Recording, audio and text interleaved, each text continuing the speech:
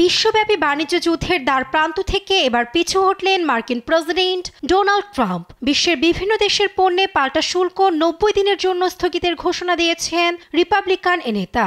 এতে কয়েক ঘন্টার ব্যবধানেই আবার ঘুরে দাঁড়িয়েছে বৈশ্বিক শেয়ার বাজার। স্বস্তির নিঃশ্বাস ফেলছে অর্থনীতিবিদরা। বুধবার নিজের ট্রুথ সোশ্যাল প্ল্যাটফর্মে 90 দিনের জন্য এই স্থগিতাদেশের ঘোষণা দেন ট্রাম্প। জানান 75টির বেশি দেশ থেকে যুক্তরাষ্ট্রের সঙ্গে সমঝোতার অনুরোধের প্রেক্ষিতে এই সিদ্ধান্ত।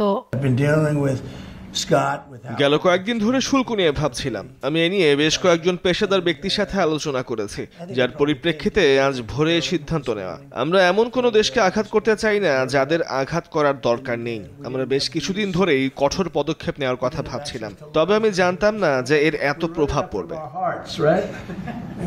তবে ট্রাম্পের এই স্থগিতাদেশের আওতা থেকে বাদ পড়েছে যুক্তরাষ্ট্রের পুরনো প্রতিদ্বন্দ্বী চীন। এ নিয়ে একই পোস্টে চীনকে এক হাত নেওয়ার ঘোষণা দিয়ে দেশটির ওপর শুল্ক আরও বাড়িয়ে 125% করার ঘোষণা দেন ট্রাম্প। জানান চীন বিশ্বের বাজারগুলোর প্রতি যে শ্রদ্ধাহীনতা দেখিয়েছে তার পরিপ্রেক্ষিতেই এই সিদ্ধান্ত।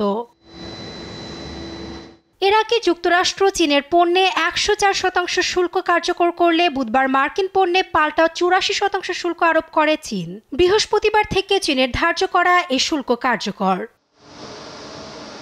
এদিকে অনুরোধে সাড়া দিয়ে বাংলাদেশের পণ্যে আরোপ করা বাড়তি শুল্ক 3 মাসের জন্য স্থগিত করায় ট্রাম্পকে ধন্যবাদ জানিয়েছেন বাংলাদেশের অন্তর্বর্তী সরকারের প্রধান উপদেষ্টা ডক্টর মোহাম্মদ ইউনূস। বৃহস্পতিবার রাতে এ সম্পর্কে নিজের অফিসিয়াল ফেসবুক পেজে মন্তব্য করেন তিনি। সেই সঙ্গে ট্রাম্পের বাণিজ্য এজেন্ডাকে সহায়তা করতে বাংলাদেশ কাজ করে যাবে বলেও জানান।